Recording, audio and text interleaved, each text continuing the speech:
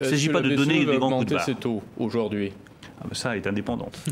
Oui, la BCE est indépendante, elle a acheté beaucoup de dettes françaises, il y a eu des achats massifs de la dette souveraine, la Banque Centrale Européenne s'était engagée lorsqu'elle a été créée à ne jamais se procurer la dette souveraine des États, ça a été fait pourtant depuis 2015. Est-ce que c'était une opération pertinente ? Mais la Banque Centrale Européenne prend des décisions indépendantes. Et je pense qu'il y a de bonne politique que les ministres des Finances européens ne commentent jamais. Jamais les décisions de la Banque Centrale Européenne. Sur 3 000 milliards de dettes quasiment souveraines en France, 52% sont à l'extérieur, sont détenus par des prêteurs étrangers. Qui sont ces prêteurs? Est-ce que des audits ont été effectués à ce propos? Est-ce qu'on connaît qui nous prête de l'argent? C'est une bonne question. Se peuvent se poser légitimement les Français. C'est totalement transparent. Donc vous pouvez demander à l'agence France Trésor qui sont les investisseurs. Oui. Le plus important, c'est de savoir que lorsque nous émettons de la dette, que nous cherchons des investisseurs pour la dette française, nous n'avons pas de difficulté à placer la dette. Et ça, c'est le plus important. Qui l'achète? Ça peut être des fonds, ça peut être... Mais les Italiens détiennent 90% de leurs dettes, les Japonais également, qui ont quasiment 260% d'endettement. Chacun a ses choix qui peuvent être différents. On parlait tout à l'heure des taux d'intérêt. Par exemple, nous avons une singularité en France à laquelle je suis profondément attaché, c'est que lorsque vous avez un prêt immobilier, il est à taux fixe. Ouais. J'étais dans les pays du Nord il n'y a pas très longtemps, à Stockholm. Les taux sont variables. Je peux vous dire que ça crée une insécurité, une incertitude absolument considérable pour l'emprunteur. Donc il y a un modèle français sur l'émission de la dette, sur les taux d'intérêt, sur les crédits immobiliers.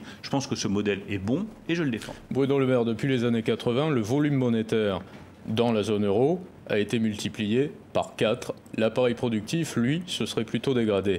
Est-ce qu'il n'y a pas un problème d'appareil productif en France? Est-ce qu'il ne faudrait pas trouver des solutions pour relancer l'économie libérale? On pourrait par exemple imaginer de supprimer l'ISF sur la fortune immobilière, aujourd'hui à 1,3 million jusqu'à 20 millions de patrimoine par exemple, alléger considérablement la taxation pour les sociétés qui font moins de 20 millions de chiffre d'affaires, et ainsi on permettrait de générer de l'épargne qui pourrait être investie dans de la productivité. Je rappelle que vous êtes ministre de la souveraineté industrielle. Oui, aussi, mais je crois que nous avons fait beaucoup avec le président de la République sur la transformation fiscale du pays. Nous avons fait en 2017 des choix fiscaux radicaux pour alléger la fiscalité sur le capital et donc réindustrialiser le pays. Parce que moi, ils me font marrer, tous ceux qui nous expliquent. Il faut réindustrialiser, mais il faut alourdir la fiscalité sur le capital. Mais enfin, comme l'industrie consomme beaucoup de capital, si vous fiscalisez le capital, vous n'avez pas d'industrie. C'est ce qu'on fait depuis 30 ou 40 ans en France.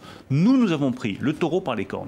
Nous avons transformé la fiscalité pour rendre l'investissement productif plus important, et je vous rejoins totalement, la question de la production, notamment de la production industrielle, mais aussi de la production agricole en France, est une des questions stratégiques pour la nation française. Il ne peut pas y avoir d'épargne à investir dans la productivité. Je plaide pour la stabilité fiscale, qui va donner de la visibilité aux investisseurs. Et la stabilité de la monnaie, qui est essentielle. Oui, mais la stabilité fiscale est essentielle, d'abord parce qu'elle a donné des résultats avec la réindustrialisation du pays.